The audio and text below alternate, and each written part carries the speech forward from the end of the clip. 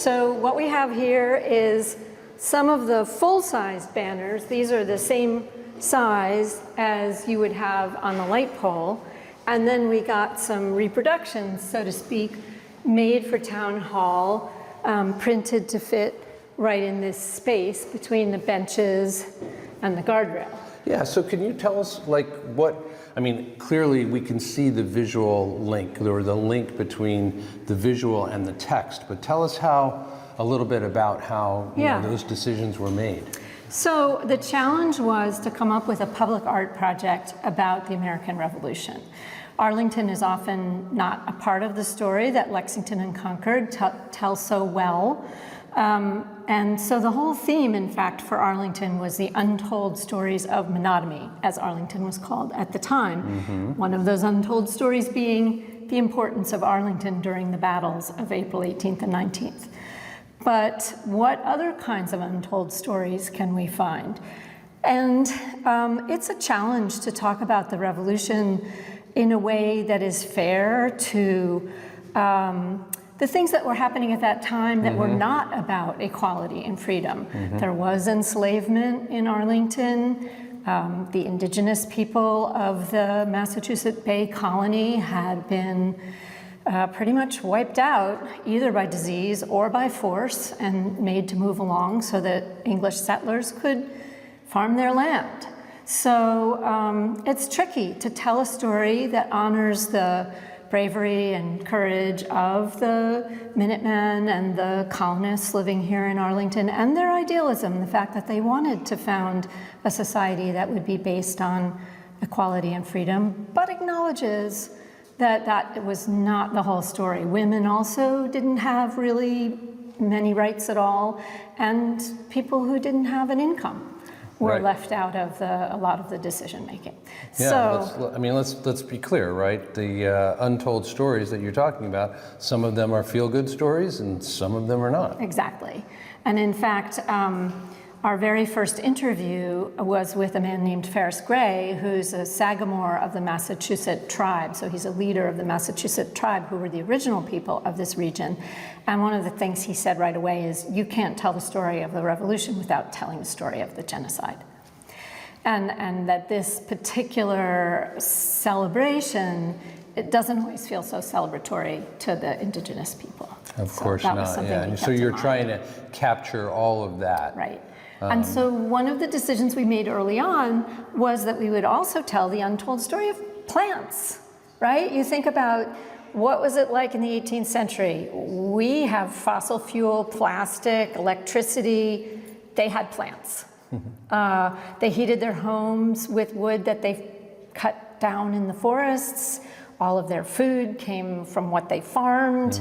The farms here were family subsistence farms meant to feed the people who lived on the farm. Their medicines came from the farm, from the kitchen garden that the women and children tended. Plants were used in protest. That's what this particular banner is about. And the famous Boston Tea Party. We could remember that tea was a plant brought all the way over from China because people valued it so highly. So we thought we could kind of weave the stories of the revolution through the stories of plants and explore, what was it really like then? What was it like in the 18th century? And what was the effect of people coming from Europe with their plants and animals and changing the ecosystem to meet their needs? Yeah, and so I'm wondering if you went even further in terms of choosing the specific text that you use here. Obviously, each one of those is both something else and a plant, right? Right. So how did you choose protest and flax, for instance, or voyage and tea? Well, so I should have said at the beginning that these banners were designed by two amazing artists collaborating, Liz Shepard and Suzanne Mosley. And we originally thought we would do a process called cyanotype, which is a photographic process that develops in blue and white instead of black and white or color, and has been used as a botanical illustration since the 1840s. So, and Liz and Suzanne both have used cyanotype a lot. In the end, they made silk screens, but botanical cyanotype was our starting point. And Liz heard about flax and the fact that a lot of clothing and sheets and other textiles were made with flax grown in the fields and homespun. So women could spin with flax on their own spinning wheel at home. And this became a way to protest British textiles, which were enormously expensive at the time because the British government put heavy taxes on them. And they put heavy taxes on those textiles because they'd had a series of wars and they were broke. So they were trying to figure out where to get money, and the colonies were one of the places to get money. So women actually organized public spinning bees to protest British taxes, to show their solidarity with their husbands and brothers and fathers who were taking an outward political stance. And there was a woman in Lexington who organized over 40 women to spin flax out on the Lexington Green. And I'm quite sure there were people from Arlington at that event. So Liz heard about that and also found this beautiful image. And this was kind of one of our, I would say it's like our first core banner that pointed the way to how to do all of the designs, to combine an illustration for how the plants were used with the actual plants. Exactly. And these are based on plants from the Harvard herbarium, where they have samples of plants from all over the world.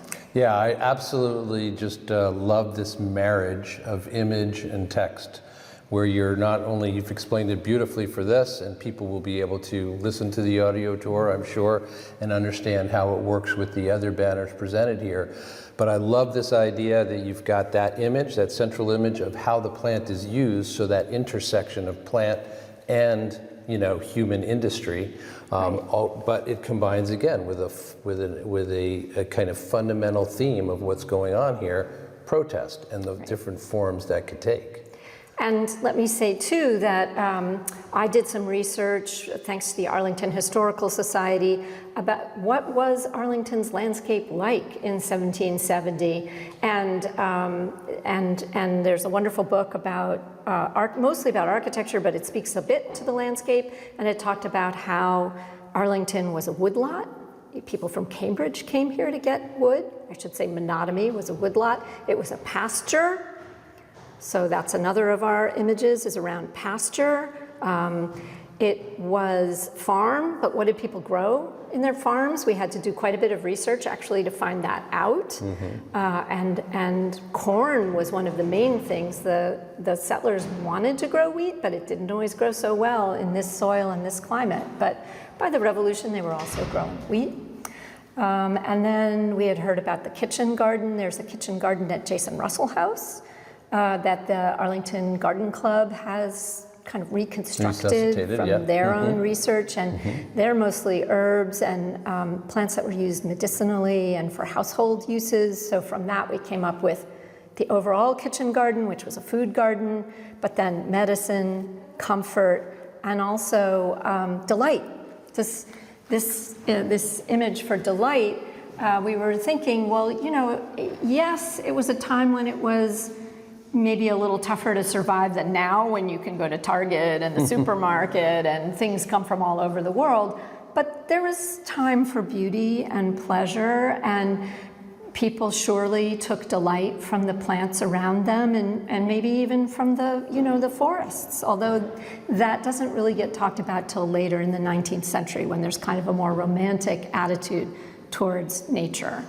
And so I should say that our researched essays in the audio tour, so every one of these banners has like a 10-minute audio tour unpacking the history and meaning behind the banners, and connecting it with these little legends and stories that from the Paul Revere's ride kind of evening and the day that the British retreated.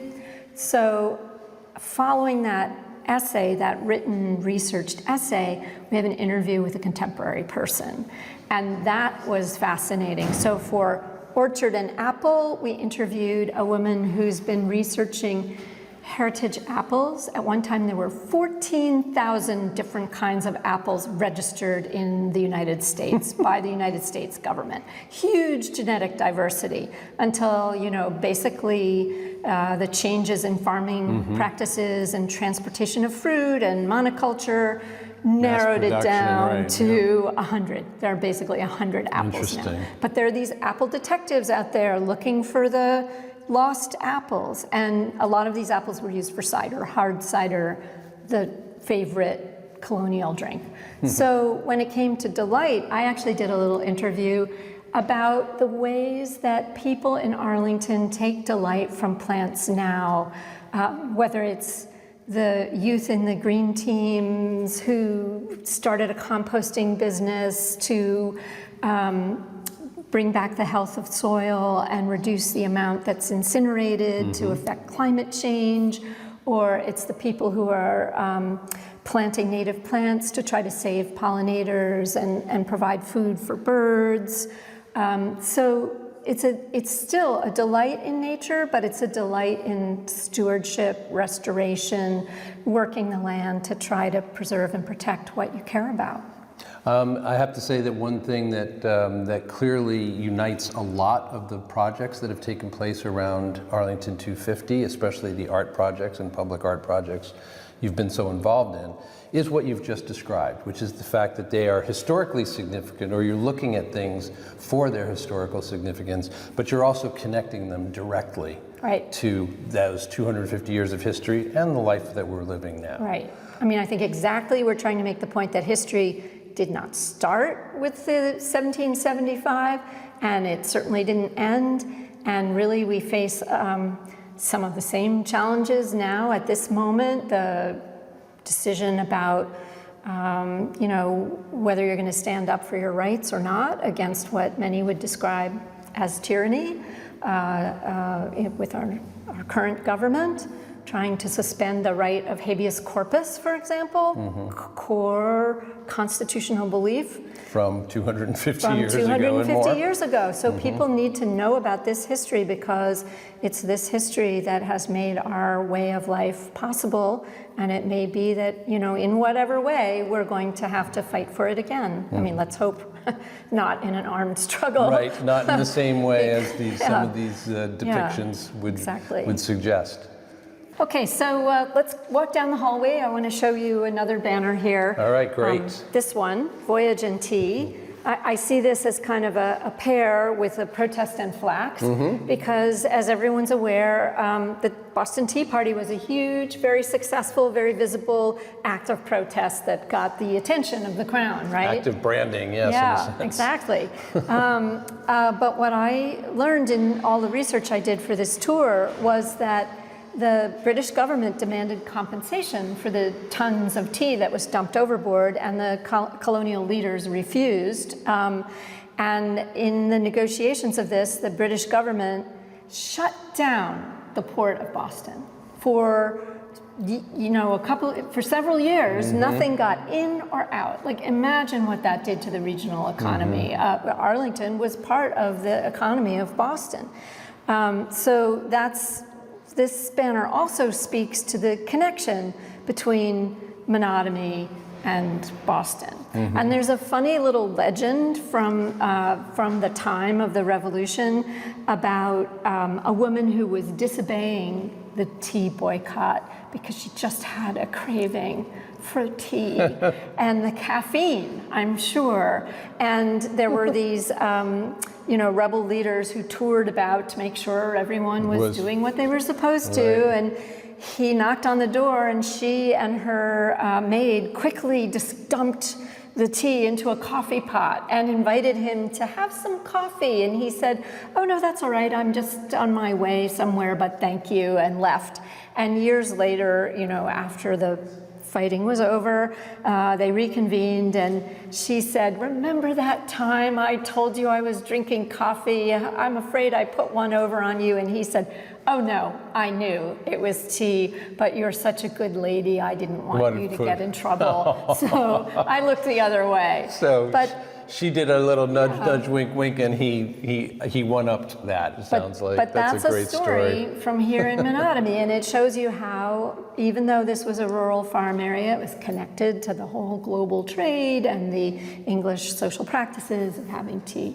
Even 250 years ago, that was the case, Yeah, which is, exactly. again, interesting given our modern era of globalization, as we like to refer to ourselves a lot of the time. So, all right, and what else do you have for us? So over here we have three important, they're all important banners, but I want to say that this one, you are on the ancestral land of the Massachusetts tribe. We tried to figure out how to represent the Massachusetts, and at first we were thinking with imagery, and we realized that no imagery that our team of artists could come up with would be authentic to the indigenous point of view. So we decided, well, really, the point is to acknowledge that this is Massachusetts land.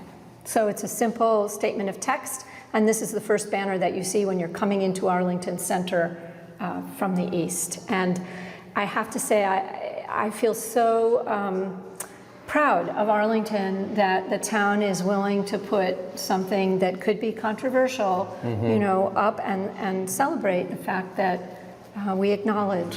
Yeah, and that acknowledgement does happen in other places in town business, I know, by rite and ritual, and importantly so. But thanks for explaining that. I think that people should understand why it is that there is not the same treatment as other themes are getting here. Right. And I think it's really out of respect for the fact that we don't want to presume that we can represent them in an accurate way. And this was the result of many conversations with Ferris Gray, who was serving as our advisor. And the audio tour has an interview with him, about a 10-minute interview about how the Massachusetts would have used the land and how they experienced colonialism and how they live today.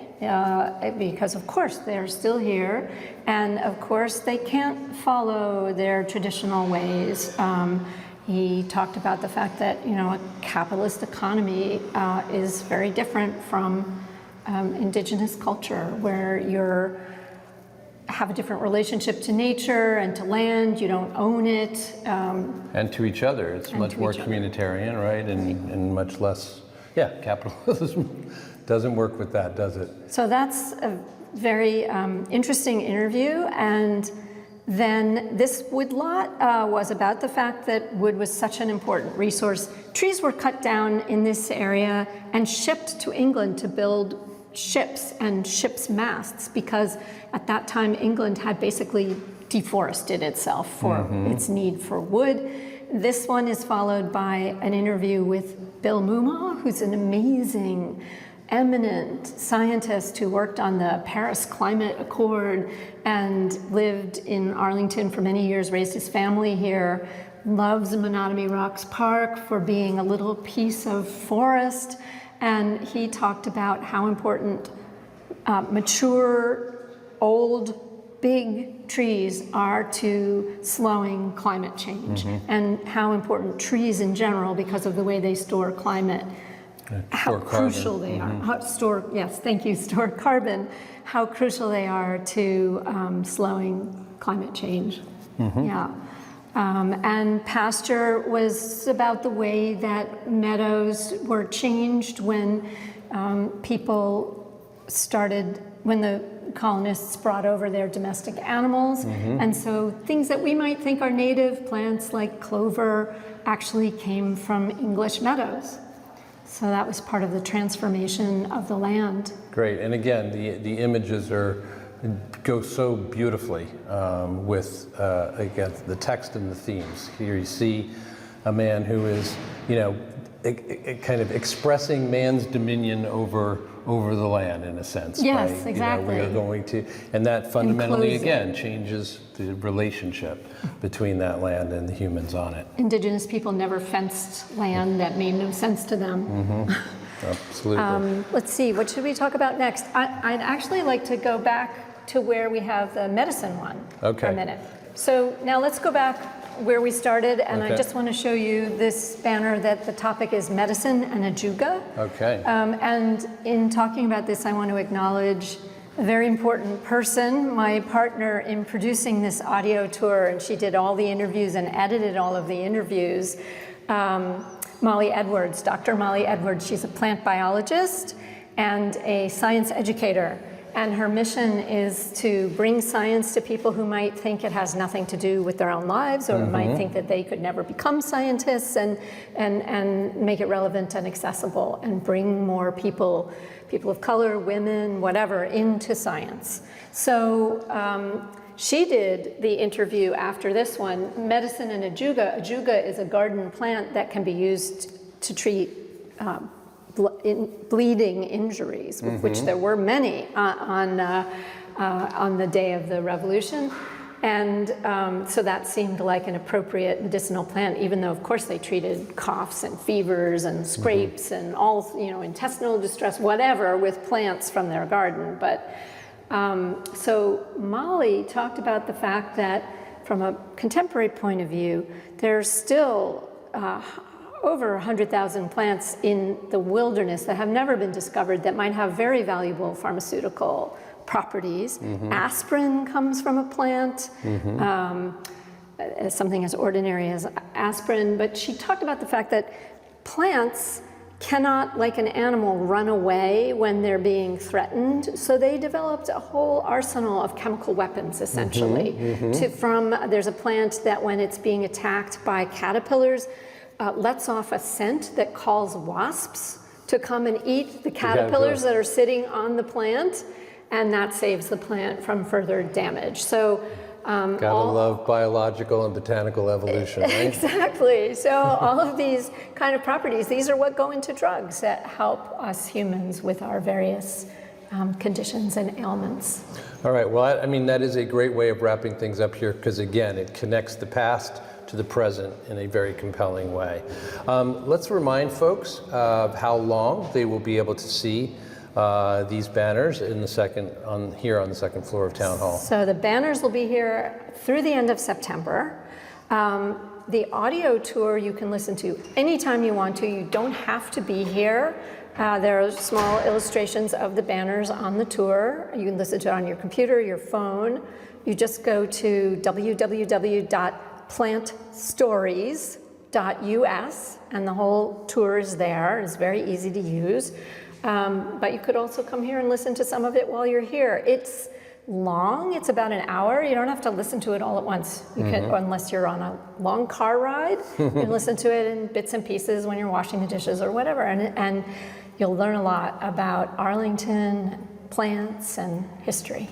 All right, well, I think we're just about done with the tour, but anything else you wanted to add? Yeah, I would like to say in a project this big and complex, of course, I'm here talking about it, but so many people contributed to it and helped, and that's one of the great things about the tour. There are many voices, but I'd like to give a special shout out, in addition to people I've already mentioned, to Doreen Stevens and Michael Ruderman, two local historians who reviewed drafts and filled in holes and told me when I was way off base. They were really great to work with. And one of our other narrators, Crystal Haynes Coppathorne, who's a journalist, a very experienced journalist and Arlington volunteer, and she read some of the essays, narrated some of the essays, and also contributed a great perspective talking about social justice. When the issue of the reality of enslavement came up as a historical issue, she filled in our contemporary picture with what it was like to move to Arlington as a person of color, married to a husband whose family went way back here, I think she said 5 generations, and how she got involved with the town, with the Human Rights Commission, and had an idea for Black History Month banners as a way to be inclusive and welcoming, and many other things that she worked on. So this was a broad effort that a lot of people contributed to. And Katie Lusai, who was responsible, she works for the town, for the planning department. She was responsible for so many aspects of the 250th celebration, helped us immensely with this project, including getting the funding in place. So. All right, well, thank thanks to all of them, because as you said, there are really so many Takes people. a village.